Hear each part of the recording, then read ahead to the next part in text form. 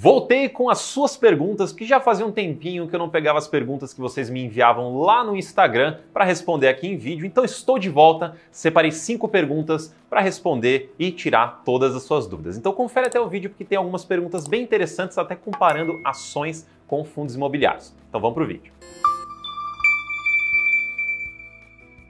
Então vamos para a primeira pergunta, que é: os FIIs de papel aumentarão os rendimentos até o fim do ano? E muita gente está perguntando isso por conta da mudança que estamos tendo com o IPCA e principalmente com a Selic. A Selic ainda não mudou, mas estamos na perspectiva e na expectativa de ela começar a cair agora no começo deste segundo semestre. Então isso trouxe muitas dúvidas para as pessoas. Então, será que os fundos de papel aumentarão os seus rendimentos? E eu posso te dizer que não, ou pelo menos não necessariamente.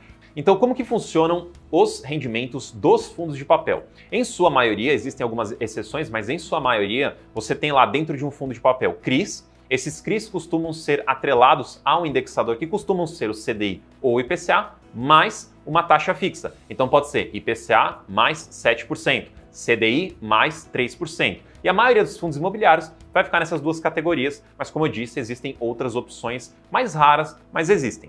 E daí, como que funciona? Todo mês o IPCA tem uma variação, que pode ser positiva, normalmente, mas também pode ser negativa. E se a gente olhar os últimos 12 meses, estamos caminhando para números mais baixos de IPCA, ainda no campo positivo, porém mais baixos. Isso quer dizer que o IPCA vem caindo. Então, naquela lógica que eu falei de IPCA mais 7%, isso quer dizer que a remuneração desses CRIs vai sendo reduzida, porque a porção do IPCA está diminuindo. Os 7% são fixos, isso não muda, mas a parte do IPCA muda. Quando a gente olha os CRIs atrelados ao CDI, a lógica é exatamente a mesma. A diferença é que, como o IPCA ele muda mensalmente, a gente enxerga essa mudança mais rápido. Agora, a Selic, ou CDI no caso, não muda mensalmente e não necessariamente mudará ali nos seus 45 dias, que é quando a gente tem a reunião do Copom para decidir a nova Selic. Às vezes, ela se mantém no mesmo patamar, como a gente vê aí aproximadamente os últimos 12 meses, a gente ficou no patamar de 13,75 para a Selic, e o CDI sendo só um pouquinho abaixo disso. Portanto, apesar desses últimos meses estarmos constantes nos 13,75, temos a expectativa de agora em agosto, talvez, a gente começar a ter um corte. Então, se a gente sai do 13,75, vai para 13,50, 13,25, ele vai descendo e chegando a 10%, por exemplo, eventualmente, como é a expectativa para o ano que vem, aí teremos a correção no CRI. Lembra que eu falei? CDI mais 3%, por exemplo. Essa parcela do CDI, ela vai diminuindo. Logo, o rendimento desses fundos também vai diminuindo. Então, para resumir essa ópera toda, conforme o CDI cai, o rendimento dos fundos de papel que tem mais CDI deve cair também. Conforme o IPCA cai, os fundos de papel que tem mais IPCA tendem a cair também. E eu uso a palavra tendência porque, como são fundos de gestão ativa, o gestor está toda hora mexendo no portfólio. Então ele pode comprar outros CRIs, pode mudar a carteira, pode fazer algumas coisas que influenciem o rendimento. Pode ser que ele consiga segurar o rendimento, pode ser que ele aumente o rendimento ou realmente caia. Então eu não estou considerando isso, porque daí aqui a gente fica num cenário mais de especulação. Mas olhando só essa questão do indexador, a tendência é que os resultados aí caiam daqui para o fim do ano. Segunda pergunta bem interessante inclusive. Nunca me perguntaram isso, eu acho. Ou talvez se me perguntaram muito pouco. Existem pontos negativos para fundos bilionários por serem grandes demais? No geral, não. A gente não olha por ponto negativo, porque ele traz mais benefício de diversificação, mais flexibilidade em termos de o que ele consegue fazer, mais poder de compra. Então é positivo. Fundo bilionário é positivo, é o caminho que a gente está de fato trilhando e é o caminho que a gente continuará trilhando. Então não vou dizer que tem ponto negativo para passar uma impressão de que é ruim ser bilionário. Não é. O caminho é esse. Mas existe uma dificuldade que os fundos bilionários têm que fundos pequenos não têm. Que é o quê?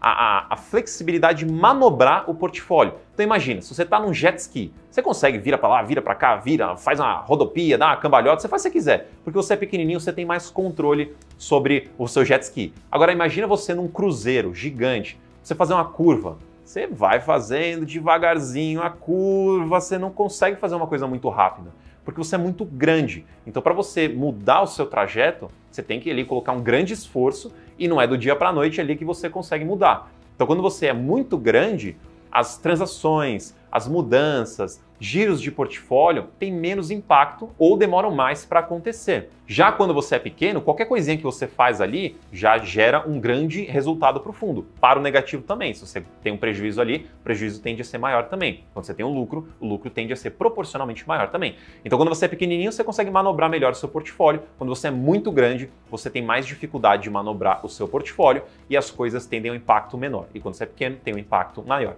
Então não é uma questão necessariamente de ser bom ou ruim. São características diferentes. Mas, só retomando o que eu falei no começo, a tendência é que a gente caminhe para fundos bilionários de fato. Pergunta número 3.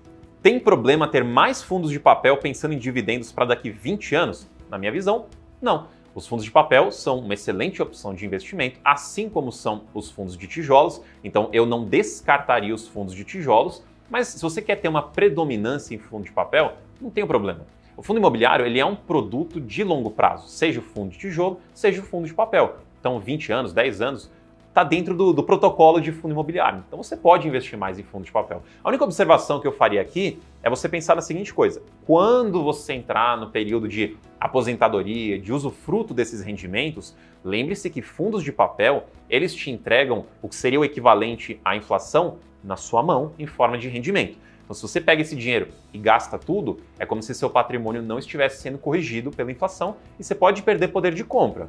Então, se você tem uma predominância em fundo de papel, é importante que você saiba disso. Enquanto você está reinvestindo, aí não faz diferença. Aí, realmente, você pode ter mais papel, mais tijolo, você faz o que você quiser. Agora, quando você está nessa parte de usufruto, é importante você saber dessa dinâmica da inflação. Se você ainda assim quiser gastar tudo, sem problema, a estratégia é sua. Mas saiba que existe esse comportamento para você tomar a melhor decisão naquele momento. E o interessante, sempre para você não perder poder de compra, para você continuar crescendo o patrimônio, é sempre você continuar reinvestindo, mesmo que parcialmente, quando você chegar na sua liberdade financeira.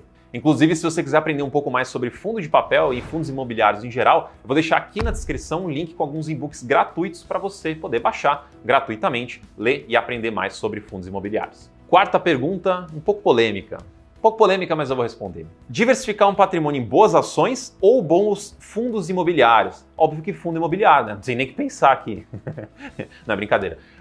Tirando aqui minha paixão por fundos imobiliários, os dois investimentos são excelentes. Os dois investimentos conseguem te entregar renda. Os dois investimentos conseguem te entregar até crescimento também. Só que um é melhor em outro em alguns sentidos e um e outro tem características diferentes, riscos diferentes. Então não é uma questão de bons fundos ou boas ações. Junte os dois. Ou se você não gosta de um de outro, aí beleza, não precisa investir nele.